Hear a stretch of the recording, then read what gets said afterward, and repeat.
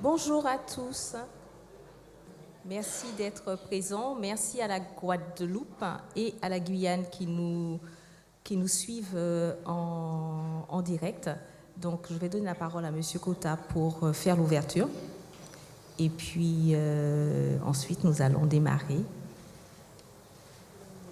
Mesdames, Messieurs des Trois Territoires, bonjour. Bienvenue à cette manifestation et je tenais à partager quelques mots avec vous en introduction de cette belle manifestation.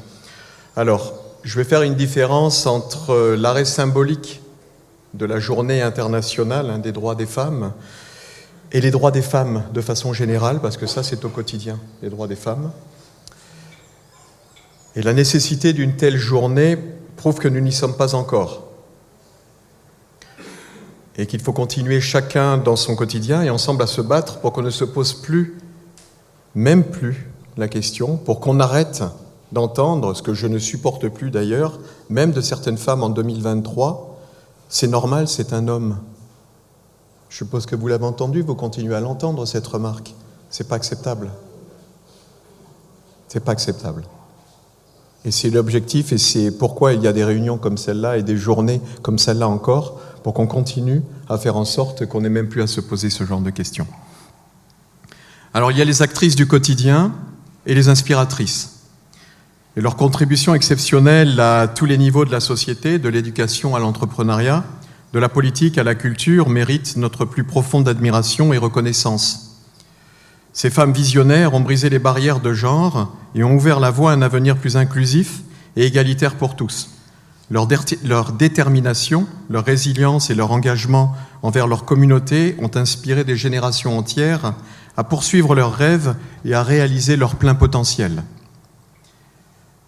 Que ce soit en tant que dirigeantes, politiques, artistes renommés, scientifiques émérites ou entrepreneurs prospères, elles ont démontré que le leadership n'a pas de genre et que chaque individu, quel que soit son sexe et sans clivage, peut avoir un impact significatif sur le monde qui l'entoure.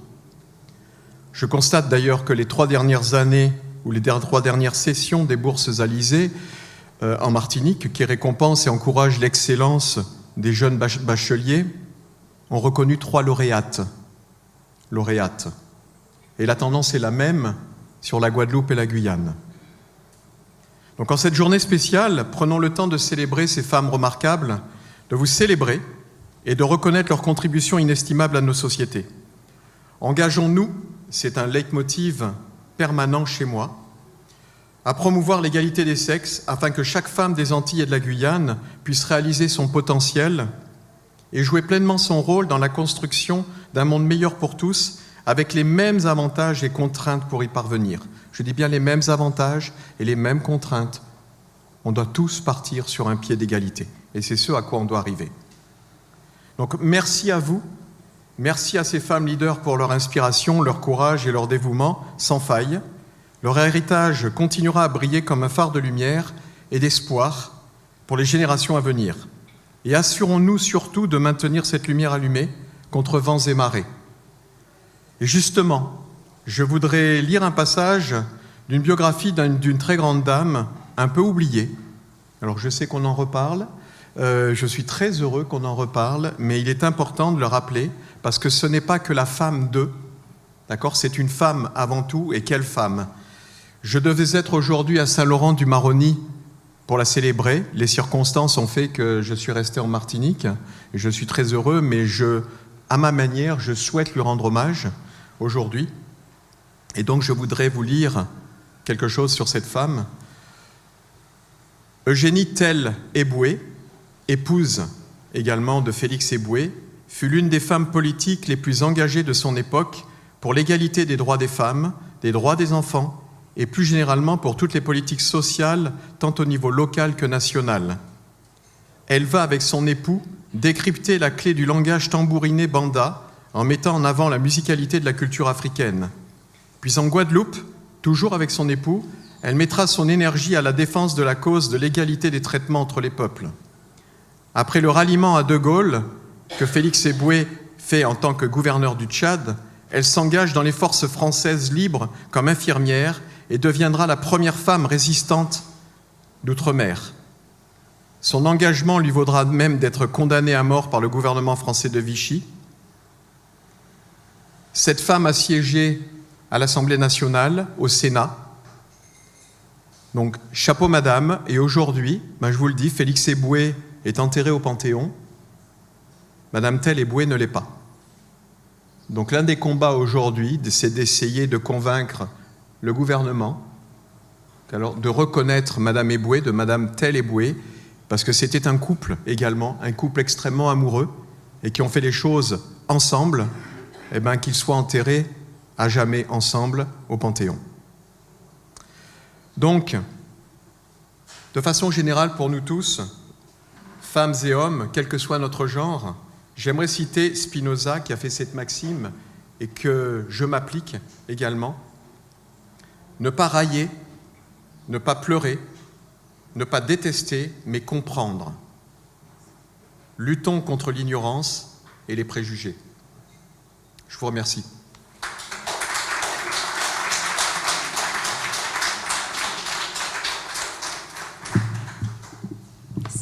Merci beaucoup, Olivier, pour ce discours. Je voulais juste rappeler que cette année, nous avons décidé de faire une action leadership au féminin, c'est toute l'année. Donc, la première, on a souhaité effectivement la lancer dans le cadre de cette journée du 8 mars. Donc, bon, pour nous, c'est le 7, mais c'est bien l'intention. Et il y aura encore 2 autres temps. Un au mois de juin, donc vous serez avertis effectivement de l'organisation et de ce que nous allons mettre en place, et un autre temps au mois de novembre. Alors j'ai eu la question, leadership au féminin, pourquoi? Donc en fait, juste quand même pour rappeler que le leadership n'est pas une question de hiérarchie, c'est pas de ça qu'on parle. Le leadership, ce n'est pas non plus une compétence technique. Le leadership au féminin évoque plutôt une posture, plutôt qu'un niveau hiérarchique. C'est une conduite qui est associée à certains soft skills et plus développée, comme le charisme, comme l'intelligence émotionnelle, l'altruisme fort et un management dit d'influence. Donc, ces savoir-être plus sont liés aux capacités relationnelles. Donc, il s'agit bien effectivement de mettre en avant les qualités de leader des femmes de Sarah, mais aussi pour les hommes de faire aussi appel à cette intelligence émotionnelle. Donc l'invitation était bien pour l'ensemble de la population Sarah. Et donc ces actions qui seront donc menées, comme je disais, toute l'année, vont peut-être effectivement permettre à certains de demander ou de souhaiter un accompagnement particulier. Et bien sûr, Karine et son équipe sera tout à fait à votre écoute pour pouvoir permettre de développer vos compétences, pour permettre à Sarah d'être prêt pour toutes les transitions qui l'attendent d'ici 2030. Donc, je suis très heureuse de vous présenter Madame Sylvie Mélien, historienne, qui a choisi, en tout cas qui a souhaité effectivement participer avec nous à cet événement. Et donc, je vais la laisser vous parler. Bonjour à tous, je suis très contente d'être avec vous. Normalement, j'aurais dû avoir comme public des élèves, puisque ce matin, j'aurais dû travailler au lycée La Jetée du François. D'ailleurs, j'y travaille tout à l'heure. Quand j'ai fini avec vous, il faut que j'y aille. Et mon chef d'établissement a accepté que je sois avec vous aujourd'hui. Donc, je vais me présenter brièvement avant de parler de Marie-Sainte. Alors, Marie-Sainte, c'est pas la dame qui est en photo, là. Ça aurait été trop beau. Ah ben oui. Eh ben non, parce qu'au XVIIIe siècle, c'était un peu compliqué. Quand on était esclave, on ne s'amusait pas à les peindre. Donc, non, c'est une image. C'est pour ça qu'elle est un petit peu floue, pour qu'on n'imagine pas que ça soit elle. Alors, je suis trop près. Alors, je vais être embêtante parce que j'adore bouger. Je reste jamais statique. Et là, ça va? C'est bon? Alors, je voudrais évidemment saluer la Guadeloupe et la Guyane, deux pays que je connais bien pour y avoir été en mission. Donc, je salue tous les collègues qui sont également là-bas. Pour me présenter, donc, je suis historienne, je suis docteur en histoire moderne. Je suis spécialiste d'esclavage, de traite négrière. Ma thèse de doctorat portait sur une comparaison des méthodes esclavagistes dans les petites Antilles du XVIIe siècle. Et donc, c'est pour ça que mon cœur de métier, ça reste quand même l'esclavage, même si mon actualité me fait aborder, d'ailleurs j'ai apporté mon actualité, me fait parler de la résistance et de la dissidence. Voilà. Et donc, d'Eugénie Ebouetel, puisqu'elle a participé à la résistance. Alors, elle n'était pas la seule femme. Il y a aussi Manon Tardon à la Martinique, qui a été une grande résistante. Et en Guadeloupe aussi, il y a eu des femmes résistantes. La difficulté, c'est comme pour la vie courante. Quand on essaie de trouver le parcours de femme, je peux vous assurer qu'on s'arrache les cheveux. C'est très, très difficile. Parce que déjà, elles ne parlent pas, elles n'écrivent pas toujours. Et souvent, quand on a un portrait de ces femmes-là, c'est un portrait d'hommes sur des femmes. Et les choses sont toujours un peu biaisées. Et pour un historien qui ne fait pas de roman, c'est toujours un peu difficile de rester objectif, mais on se doit de l'être pour parler de l'histoire de ces femmes. Alors, pour finir ma présentation, donc je suis docteur en histoire, je suis également chercheur associé à l'Université des Antilles, je suis enseignante et je suis aussi un nouveau métier. Parce que je me dis que tant que je peux marcher, tant que j'ai toute ma tête, tant que je peux encore être active, je peux retourner à l'université.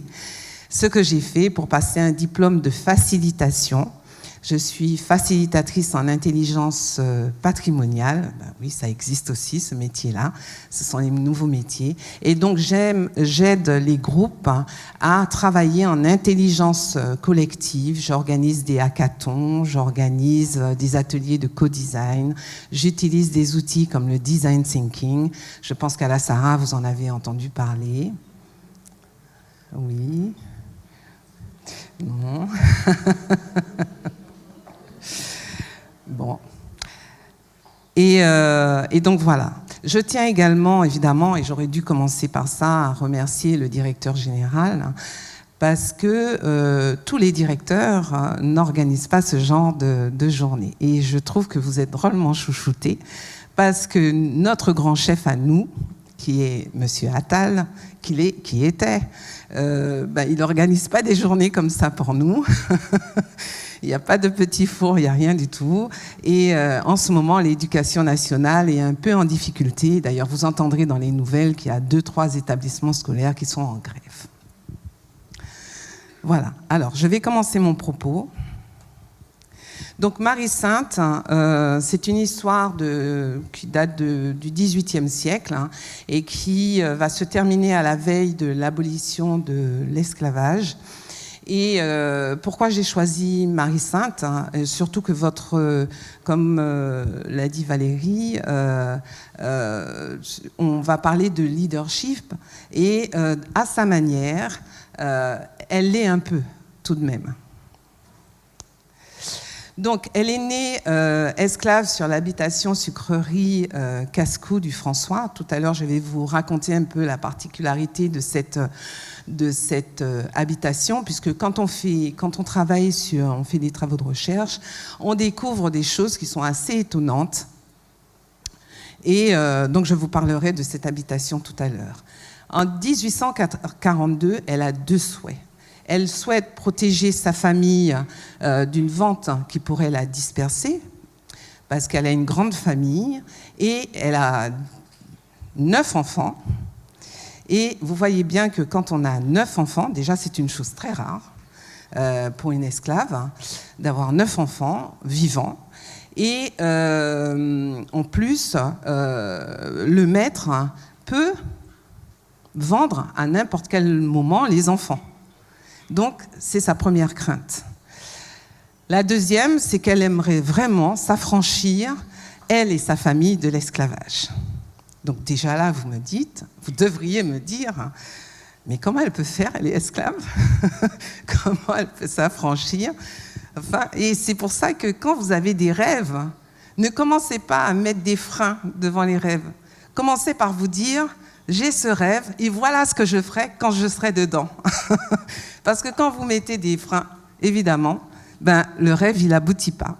Et c'est de la frustration, et c'est de la mélancolie et de la tristesse et des regrets que vous vous dites tout au long de votre vie en disant si j'avais fait ça, si j'avais été, voilà. Il faut éviter, il faut effacer ces choses-là. Quand vous avez envie de faire quelque chose, faites-le, posez-vous des questions après. Enfin, moi, c'est mon fonctionnement. Donc, Marie-Sainte, elle a ces rêves-là. Et les rêves sont là. Elle va pas les abandonner. Alors, comment je découvre son récit, son parcours?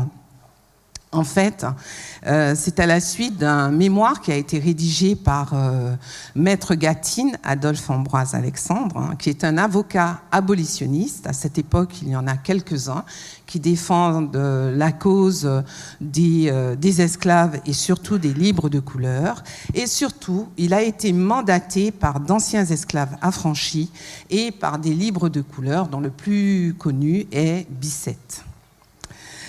Et ces hommes-là demandent, parce que le contexte est particulier, demandent d'aider les esclaves qui souhaiteraient s'affranchir de l'esclavage. Sauf que ces personnes ne sont pas à portée des esclaves. Et vous pensez bien, les maîtres ne vont pas faire en sorte qu'ils soient à portée des esclaves. Pour Maître Gatine, ce qu'il faut, son idée, c'est qu'il faut d'abord libérer les enfants pour que, une fois libérés, ça donne envie aussi aux maîtres de libérer les parents. Bon, la chose est un petit peu plus compliquée que ça, et vous verrez qu'elle est même très très compliquée. Marie-Sainte est dans un contexte particulièrement favorable. Déjà, la révolution industrielle qui va démarrer en Angleterre. Et cette révolution industrielle fait qu'on a moins besoin de main-d'œuvre. Donc, évidemment, l'esclavage va commencer à devenir un peu obsolète. La deuxième chose, c'est qu'on entre dans une crise sucrière. Tout le monde fabrique du sucre. Tout le monde fabrique du sucre. Et en plus, sous Napoléon, on a découvert le sucre de betterave, qui va entrer en concurrence directe avec la canne à sucre. Donc vous voyez bien que le sucre est en crise, il y a la betterave, donc du coup, on a moins besoin de main-d'œuvre. La deuxième chose, c'est qu'en 1817, les Anglais imposent l'abolition de la traite négrière. Alors ça ne veut pas dire qu'elle va s'arrêter brutalement. Vous savez comment ça se passe. Quand on passe des lois qui doivent changer les choses, il faut quelques années avant qu'elles soient effectivement changées. Ça ne change pas automatiquement. Donc, évidemment, la traite continue. Les Américains n'ont pas signé ce document-là.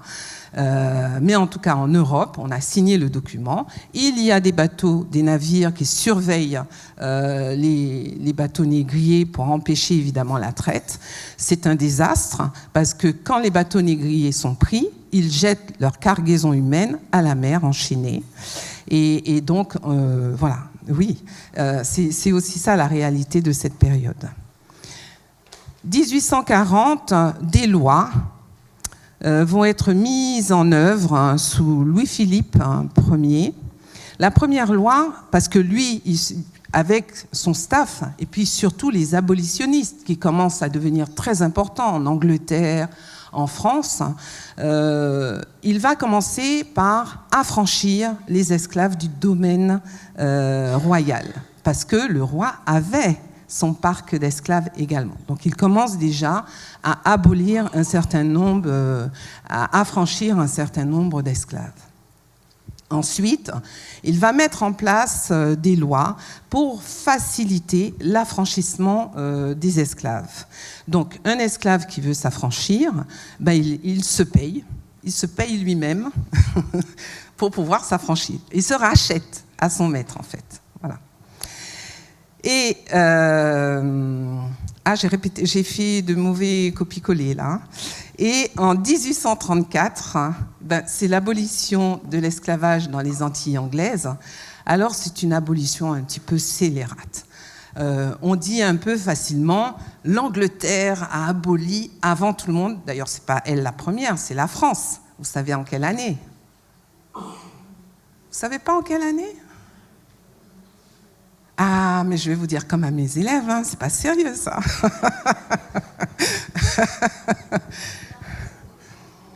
La première abolition de l'esclavage. Est-ce que vous saviez qu'il y en avait une première d'ailleurs, déjà?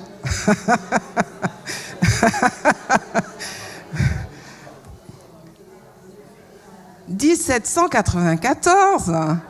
Mais oui, la Déclaration des droits de l'homme et du citoyen. Hein? On devient des hommes brutalement. Mais c'est pas le roi de France qui s'est levé un matin et qui s'est dit « Allez, on va les libérer tous ». Non, non, non, non. Ça se passe à Saint-Domingue, une révolte terrible qui décide, évidemment, le roi d'abolir l'esclavage. Donc je fais des raccourcis, hein. Ça a été beaucoup plus compliqué que ça. Mais en 1794, donc, première abolition de l'esclavage, qui ne va pas exister en Martinique. Parce que les colons en Guadeloupe, on leur coupe la tête un petit peu. Donc ils viennent tous à la Martinique. La Martinique est occupée par les Anglais. Et ils préfèrent signer avec les Anglais que rester français. Donc du coup, la Martinique et Sainte-Lucie ne vont pas profiter de cette première abolition de l'esclavage. Donc, je reviens donc au propos, 1834, abolition dans les Antilles anglaises. Et c'est une abolition scélérate, comme je vous le disais, parce que la bonne idée des Anglais, en fait, vous voyez, les choses ne sont jamais généreuses brutalement d'un coup. C'est de demander aux anciens esclaves de travailler pendant 5 ans sans être payés. Ils se rachètent. Ils rachètent leur liberté, en fait. Bon, les anciens esclaves ne vont pas prendre la plaisanterie. Cette chose-là va durer 3 ans et le gouvernement anglais va être obligé de libérer tout le monde et d'abolir complètement. Alors, qui est Marie-Sainte? Elle est née peut-être vers 1794. Bon, je n'ai pas réussi à trouver... en plus, Marie-Sainte, c'est un prénom. Vous savez que les esclaves n'ont pas de nom de famille. Donc, pour trouver... il faut trouver l'habitation, il faut trouver le registre des esclaves quand il est là. Et puis, dans le registre des esclaves, il faut lister et regarder...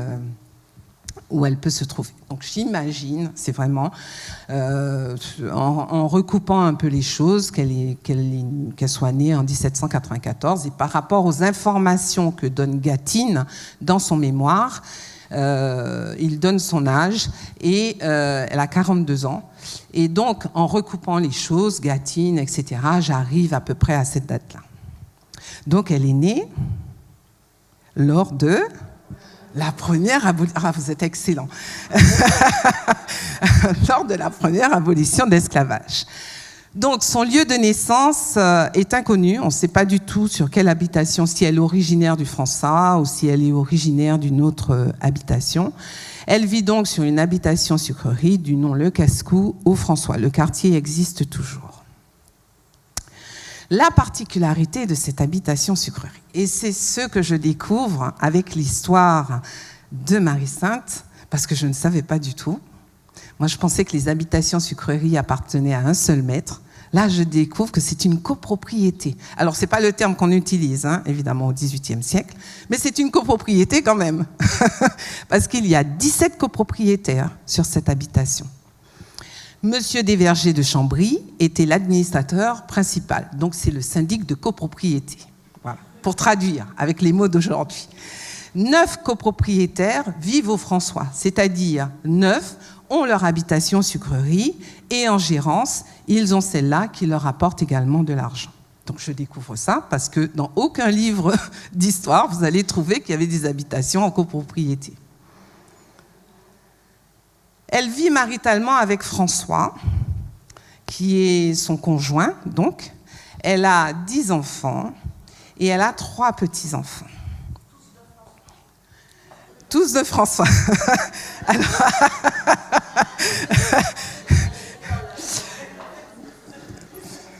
J'avoue que l'histoire ne dit pas si tous étaient de François. Là, c'est compliqué. Là, c'est un détail qui est très compliqué.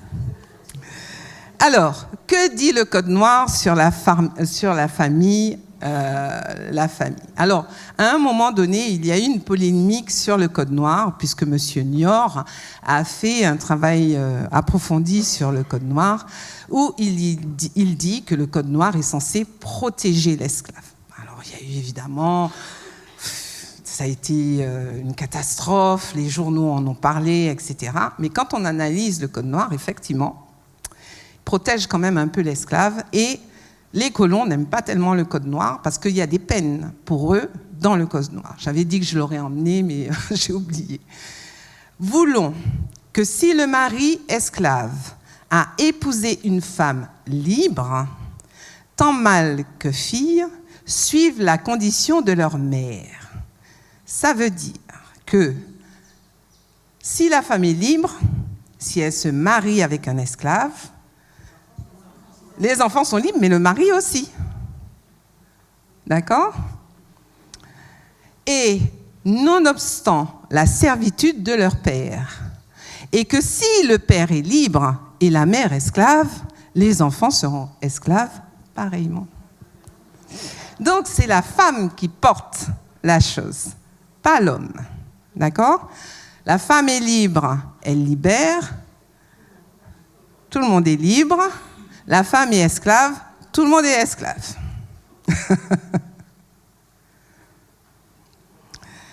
En 1840, donc, comme je vous ai dit tout à l'heure, le contexte est particulièrement favorable. Et pour pouvoir se racheter, il faut à l'esclave 1000 francs. Ce qui équivaut à aujourd'hui, j'ai calculé, 2200 €. Mais comment un esclave fait pour rassembler tout ça d'argent ? Parce qu'il ne gagne pas d'argent, l'esclave. C'est ce que vous êtes en train de vous dire. Je mets la pensée à voix haute. Eh bien, de temps en temps, ils ont quand même le droit, le dimanche, d'aller faire des petites ventes, d'aller sur le marché, d'avoir un petit jardin vivrier, etc., pour rassembler un peu d'argent. Et comme le gouvernement aimerait que cette chose s'accélère un petit peu, parce qu'il y a énormément d'esclaves à libérer, ils ont en perspective de pouvoir, à un moment donné, abolir l'esclavage. Je vous rappelle que l'Angleterre, à cette époque, est la première puissance, et que si l'Angleterre a dit qu'il faut libérer, il va falloir à un moment donné qu'on y aille aussi. Donc il faut préparer. Donc on verse un pécule de 600 francs qui est remis par le gouvernement à l'esclave qui souhaite se libérer. Sauf que ce n'est pas si simple que ça. L'esclave, il entend qu'il peut se libérer. N'imaginez pas qu'il puisse aller chez l'avocat, lui dire « je veux me libérer », et puis il dépose son... Non, ça aurait été trop simple. L'histoire aurait été beaucoup trop simple. Donc, la circulaire du 18 juillet 1840 permet le rachat des enfants à naître. Donc, quand il n'est pas encore né, un parent peut dire « bon, ben, je le libère ». L'établissement d'un pécule pour un rachat. Donc, on facilite effectivement le fait que les esclaves puissent exercer des petits travaux ou avoir un jardin pour vendre ce qu'ils produisent pour pouvoir se racheter. Et je vous l'ai dit tout à l'heure, les esclaves sont rachetés par le gouvernement et puis dans la perspective d'un rachat général des esclaves. Démarche numéro 1.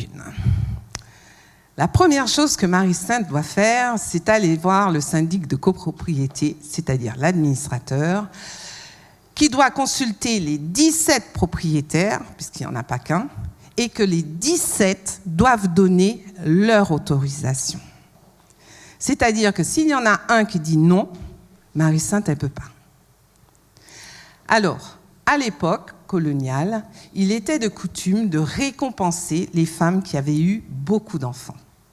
Elle en a eu 10, donc les 17 copropriétaires se sont dit « Allez, on la libère, on la laisse faire son rachat ». Elle fait les démarches auprès d'un avocat et il y a 3 mois d'attente. 3 mois d'attente parce que durant ces 3 mois, les colons peuvent changer d'avis. Donc pendant 3 mois, elle retient sa respiration. Et une fois qu'elle a versé l'argent et une fois que l'acte officiel d'affranchissement est signé du gouverneur, on lui attribue un nom de famille et elle devient Marie-Sainte Platon.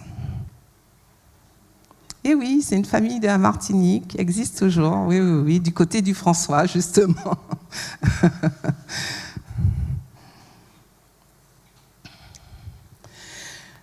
Marie-Sainte est libre, mais elle n'est pas mariée. Donc elle ne peut pas libérer François. Par contre, elle a des enfants impubères, c'est-à-dire qu'ils ne sont pas majeurs, et donc, normalement, les enfants auraient dû être libres. Mais les 17 copropriétaires disent « Ah non, non, non, non, non, non, pas du tout, tu es libre, tu peux rester là si tu veux, mais personne n'est libéré. » Donc, comme il faut protéger sa famille des ventes d'un de ses membres, deuxième projet de Marie-Sainte, c'est de se marier. Article 10 du Code noir, les dites solennités prescrites par l'ordonnance de Blois, article 40, 41, 42 et par la déclaration du mois de novembre 1629 pour les mariages, seront observées à l'égard des personnes libres que des esclaves, sans néanmoins que le consentement du père et de la mère de l'esclave y soit nécessaire, mais celui du maître seulement. Ah, l'affaire est compliquée, mais je vous ai dit, l'affaire est compliquée. Donc, même combat, il faut demander aux 17 copropriétaires, s'il y en a un qui refuse, il n'y a pas de mariage.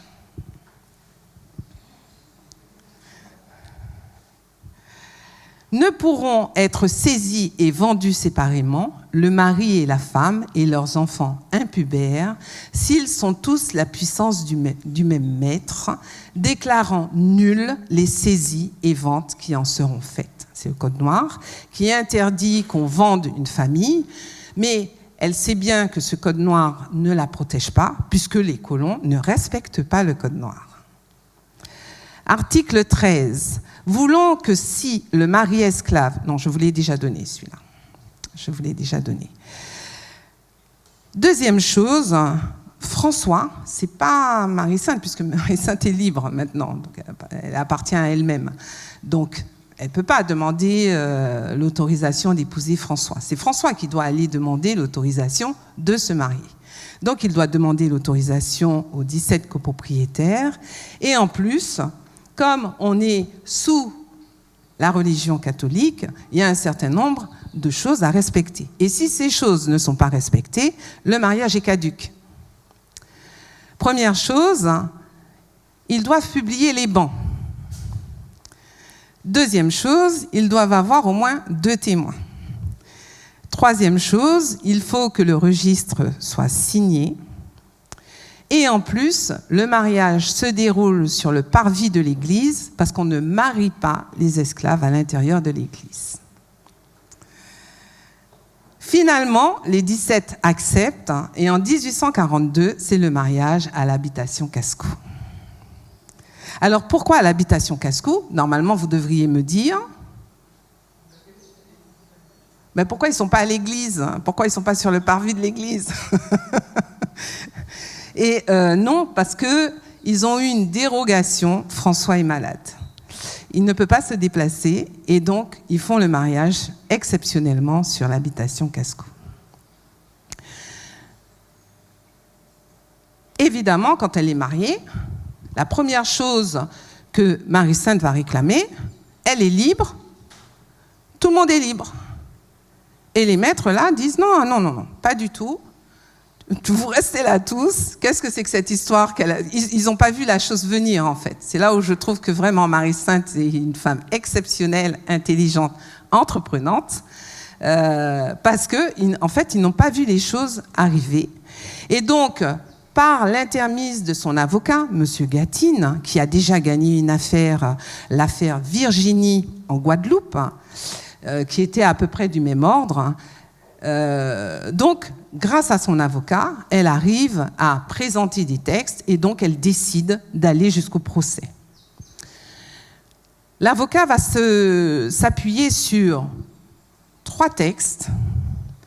L'ordonnance du 13 juillet 1839, article 1, numéro 2. L'article 13 du Code noir que vous connaissez maintenant. Et l'arrêt de Virginie dont je viens de parler, qui est un cas de jurisprudence, puisque Virginie en Guadeloupe réclamait la liberté pour ses 2 enfants, alors qu'elle était libre et qu'il n'avait pas été libéré. Et il avait gagné cette affaire qui faisait jurisprudence.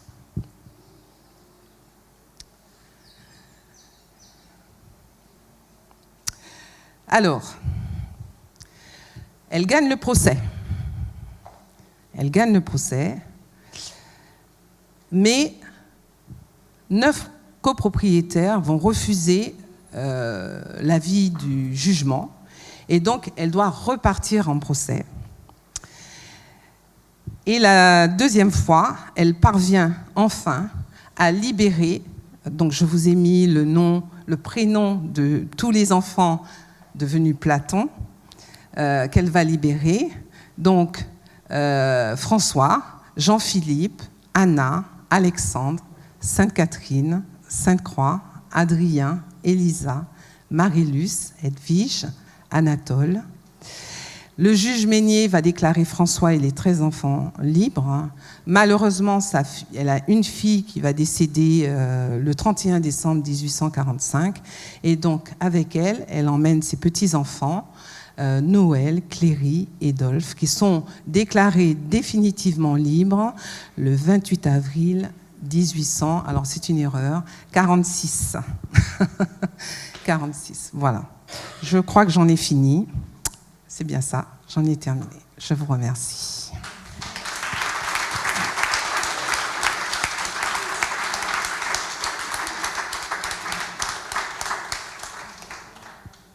Oui.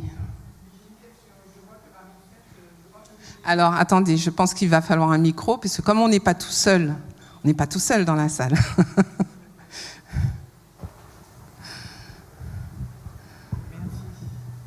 Oui, je vous remercie pour votre exposé. Je voulais savoir, Marie-Sainte, c'est une lettrée, puisque apparemment, elle connaît un peu ses droits.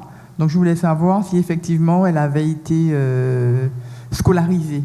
Non, non, non, non, les esclaves ne sont pas scolarisés, ça n'intéresse pas du tout le maître de les scolariser. La seule instruction qu'ils reçoivent, c'est une instruction religieuse, parce qu'elle est obligatoire. Dans le Code noir, le colon est obligé d'accepter qu'un prêtre vienne faire l'instruction religieuse. Effectivement, il y a quelques esclaves qui parviennent à savoir lire et écrire, mais ça n'est pas le cas de Marie-Sainte, puisque je vous ai dit que Maître Gatine a été mis à la disposition par des libres de couleur pour aider des esclaves à se libérer. Donc en fait, je pense qu'à un moment donné, elle a croisé la route de quelqu'un qui lui a donné cette information, elle a pris contact et elle a mis en place des choses. Pas d'autres questions ? Y a-t-il des questions, l'autre bord ?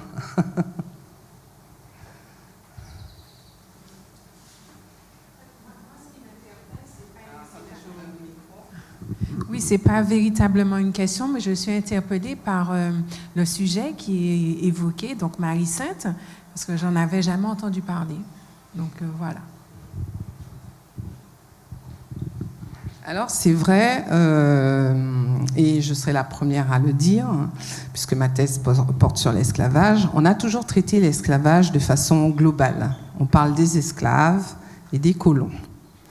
Mais depuis quelques années, j'essaie de faire un travail sur les personnes. Alors évidemment, c'est plus difficile. En ce moment, je suis en train de travailler sur un ouvrage qui présente 13 personnages dont personne n'a entendu parler. Mais je peux vous assurer, ça va faire 3 ans que je suis sur cet ouvrage. Je ne parviens pas à le terminer parce qu'il n'y a pas de source, c'est très parcellaire.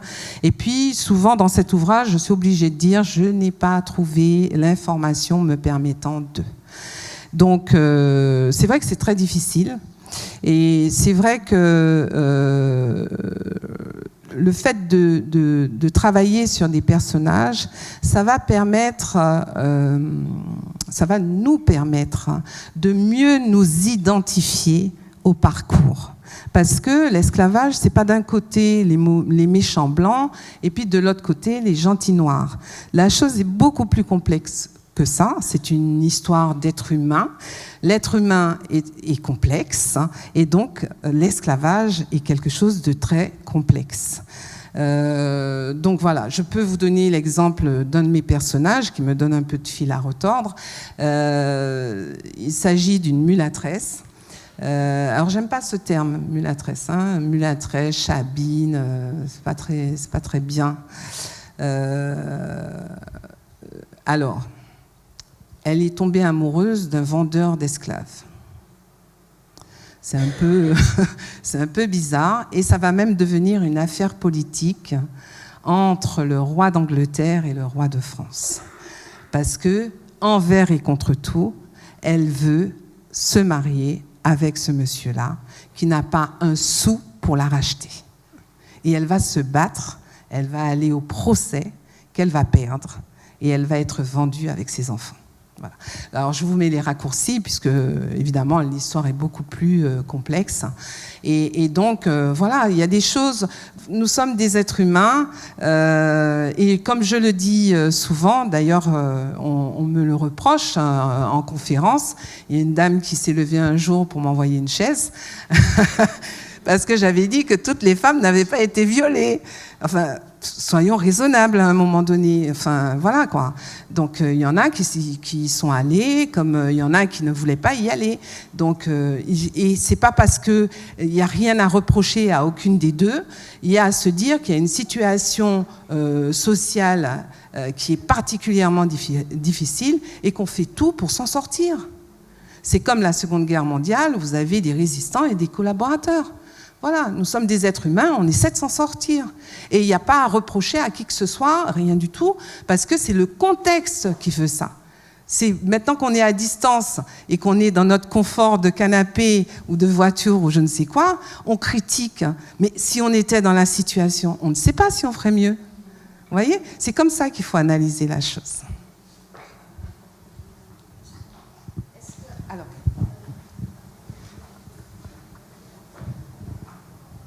Oui, merci. Donc, je vous remercie aussi pour votre exposé qui est très intéressant, qui donne envie d'aller plus loin.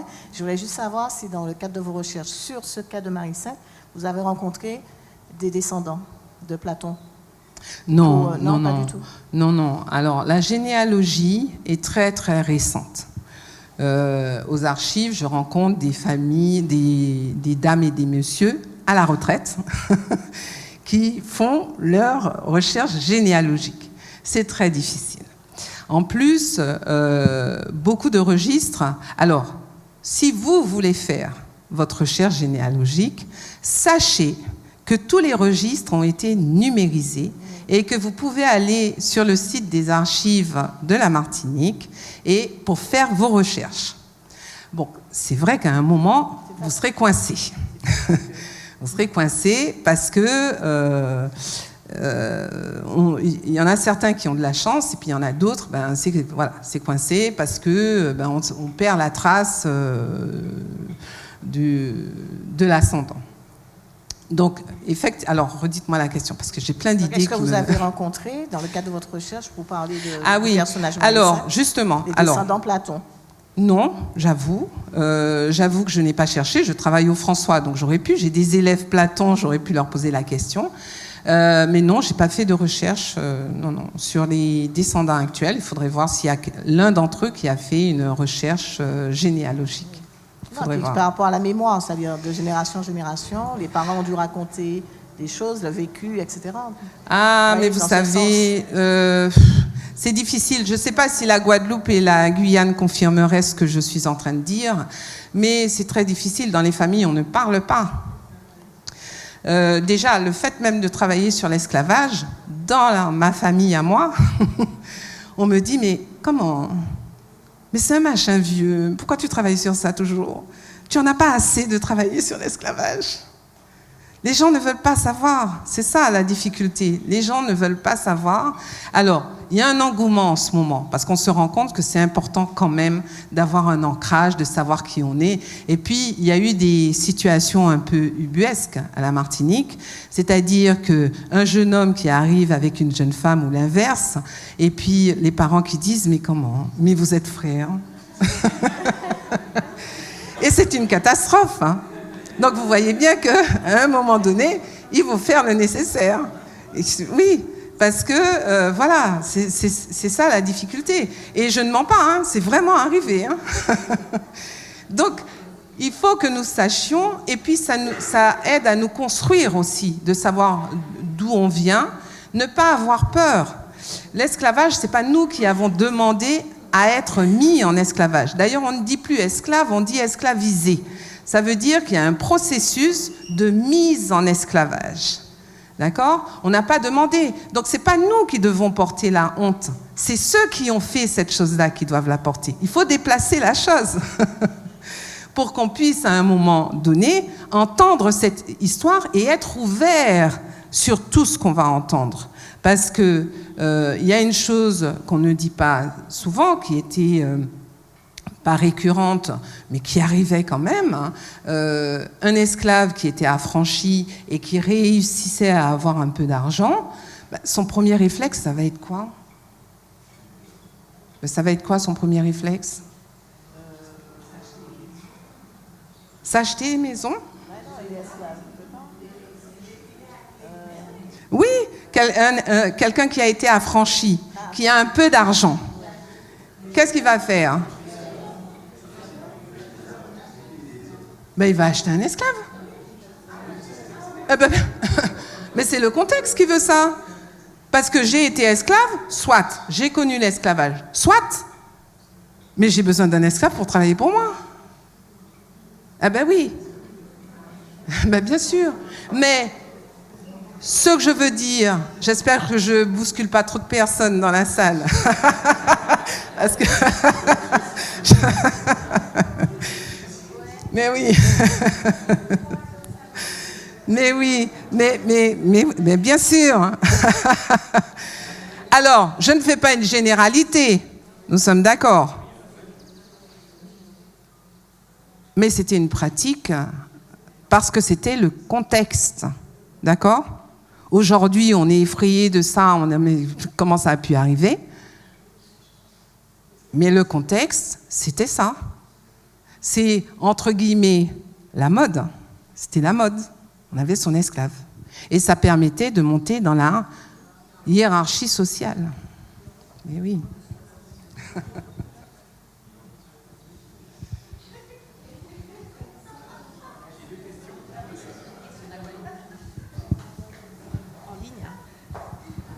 Excusez-moi, il y a une question sur le chat. Depuis combien de temps travaillez-vous sur le sujet? C'est une question de la Guadeloupe, d'Yvan. Alors, j'ai passé ma thèse de doctorat en 1996. Je lui laisse faire l'opération.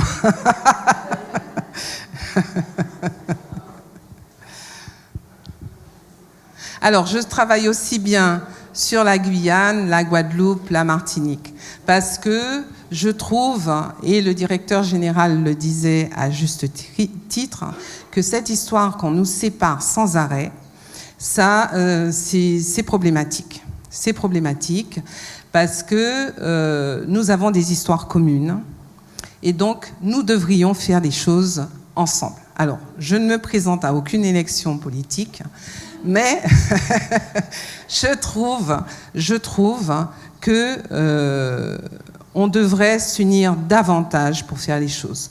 Parce que quand une seule personne réclame quelque chose, ça va beaucoup moins loin que quand c'est beaucoup de personnes qui réclament la chose. Voilà. Et puis, du fait de notre histoire commune, comme je vous ai dit, avec l'histoire de ma mulâtresse, je découvre qu'il n'y a pas simplement une traite dans un circuit triangulaire. Je me rends compte qu'il y a une traite qui existe sur chacune des colonies et qu'il y a des vendeurs d'esclaves. C'est-à-dire qu'un colon qui ne veut plus son esclave, parce qu'il marronne tout le temps, parce qu'il est tout le temps chimérique, ou il ne travaille pas assez vite, et qu'il a besoin de s'en débarrasser, ben, il va dans un bureau, il vend son esclave, qui va être vendu dans une autre île. Est-ce que vous comprenez? Eh bien oui, ça existait aussi. Et ce n'est pas parce qu'on vous avait libéré, à un moment donné, que vous êtes en sécurité. Parce qu'un vendeur d'esclaves, il est là pour faire de l'argent, il vous attrape, vous êtes noir, vous faites l'affaire, allez, on va vous vendre ailleurs. Est-ce que vous comprenez? Le contexte est vraiment difficile et violent, et particulièrement violent. C'est une période où tout le monde a peur. Les colons ont peur, parce en nombre, ils sont moins nombreux que les Noirs. Donc ils ont peur. Les Noirs ont peur, parce que même si ils sont en nombre particulièrement nombreux, mais ils ne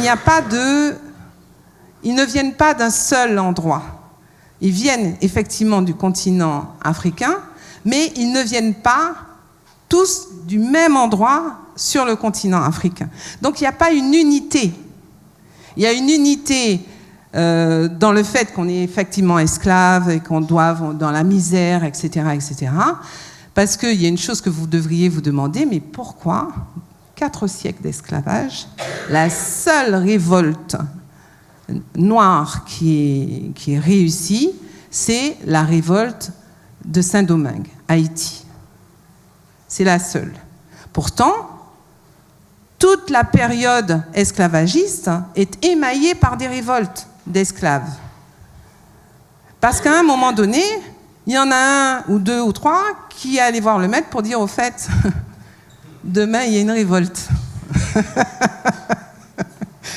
Est-ce que vous voyez? C'est vraiment très compliqué. C'est vraiment très compliqué. Alors, monsieur avait des questions, je crois. Qui est-ce que... Ah, il y avait une question derrière et après c'est vous. La priorité aux dames. En ce moment, c'est la priorité aux dames. Bonjour à tous. Oui. Déjà, merci aussi pour votre intervention. Je me demandais, tout à l'heure, vous avez parlé de l'effet de mode, du fait de racheter, qu'un ancien esclave rachète, est son esclave. Et je me demandais... Alors, effet de mode pour le mot d'aujourd'hui. Oui, il ne faut pas que vous dites que Mme Mélien a dit que c'était la mode de... Nous sommes bien d'accord. Hein? On est d'accord. Est-ce qu'il y avait un type de... Parce que qui étaient ces personnes, justement, qui étaient libérées et qui pouvaient racheter des esclaves? Alors, il y avait plusieurs manières d'être affranchi. Lors d'un décès d'un colon, quand il avait bien aimé ses esclaves, il affranchissait. Il pouvait affranchir ses esclaves. Ça pouvait également arriver quand, par exemple, un esclave intégrait la milice, parce que figurez-vous que durant la période esclavagiste, il y a une milice noire avec des esclaves noirs qui vont chasser le nègre marron. Et ceux-là, quand ils faisaient... Et puis, il y avait la guerre, des conflits. Il y avait des conflits avec l'Angleterre, la Hollande, etc. Donc, les Français, comme ils étaient en nombre moins nombreux, donc il fallait une force militaire. Donc on armait ces Noirs-là, qui faisaient partie de la milice, et on les libérait pour les récompenser d'avoir aidé lors du combat. Donc il y a plusieurs, en fait, façons d'être affranchi. Et puis, il y a aussi celle où on emmène son esclave en France, puisque la France est terre d'affranchis.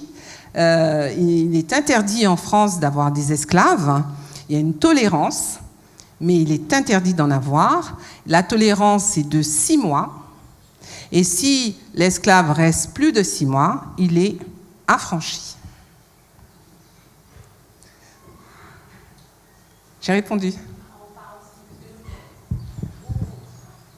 Du coup, ils étaient affranchis, certes, mais avec quoi ils achetaient les esclaves?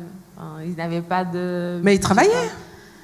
Une fois qu'on est libre, on travaille. Alors, on ne travaille pas à tous les métiers parce qu'on est noir et qu'on n'a pas accès à tous les métiers, mais ils travaillent. Quand vous êtes une bonne cuisinière, vous vendez vos services à d'autres colons. Quand vous êtes une bonne blanchisseuse, vous vendez vos services. Quand vous êtes une bonne nourrice, vous vendez vos services. On travaille. C'est pas parce qu'on est affranchi qu'on arrête de travailler. On travaille. Vous trouvez que c'est difficile de rassembler tout ça d'argent? Peut-être. Ouais.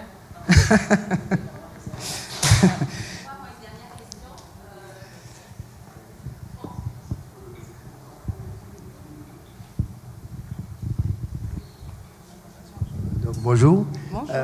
Je fais des recherches un peu historiques à titre personnel et j'aurais aimé savoir si dans cette période, vous avez eu l'occasion de travailler sur l'affaire Edmond Braffin.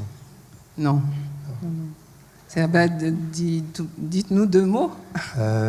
C'est une histoire qui a été un peu reprise par Aimé Césaire. C'est peut-être juste avant l'insurrection du Sud, où il y a eu des atrocités qui ont été faites sur une habitation. Et le propriétaire était Edmond Braffin. Donc c'était quelqu'un qui venait de Bretagne et qui à l'époque a fréquenté les colons de Saint-Pierre. Il s'est marié avec une femme de Saint-Pierre et voulant... Gardez bien le micro. Et voulant faire prospérer son exploitation, il avait acquis des terres dans le sud. Et sur ces lieux, les choses ne se passaient pas très bien. Donc il a fait faillite. Et il y a eu beaucoup d'atrocités sur cette zone. Et je suis en train de faire des recherches sur le sujet. D'accord, c'est super. Je suis très contente de l'entendre. Et vous auriez aimé que je vous donne un petit coup de main, peut-être? Oui, volontiers. Bon, avec grand plaisir. Parce qu'en fin de compte, je suis... Avec grand plaisir. Sur la partie cadastrale, l'habitation existe toujours en termes de zonage. Oui. Il y a des ruines, toujours en place. Ah, d'accord. Et je suis en train de faire une démarche pour qu'on puisse savoir exactement qu'est-ce qu'il y avait, comment ça s'est passé. D'accord. Alors, il y a peut-être un ouvrage qui en parle, pour vous éclairer, j'oublie l'auteur. Ça s'appelle Zahir et Théophile. Je ne dis rien comme ça, là. Ouais. Donc, il y a une écrivaine qui a repris l'histoire de deux esclaves, une femme et un homme qui s'aimaient, et dont une s'est suicidée. D'accord. Dans cette zone-là aussi. Bon, avec grand plaisir, je veux bien vous donner un coup de main pour faire aboutir cette histoire. Merci avec grand plaisir. Vous demanderez mes coordonnées et c'est avec grand plaisir que je vous donnerai un coup de main sur les ressources. Alors, tout ça pour vous dire, puisqu'il faut que je conclue, tout ça pour vous dire que, mesdames, on a 4 vies. Les hommes, ils ne savent pas qu'on a 4 vies. On a 4 vies. Moi, j'ai compté ce matin encore. Le matin, s'occuper des enfants, ensuite aller travailler, ensuite s'occuper de soi, parce que c'est important aussi, et puis ensuite s'occuper du monsieur quand il y en a un. Donc ça fait 4. Alors peut-être qu'il y en a d'autres. Donc, nous sommes des winners. Et il ne faut pas que vous le perdiez. Il faut vraiment que vous ayez des ambitions, mais sans limite. Je le dis tout le temps à mes étudiants et à mes élèves. Le seul frein, c'est vous-même. Voilà.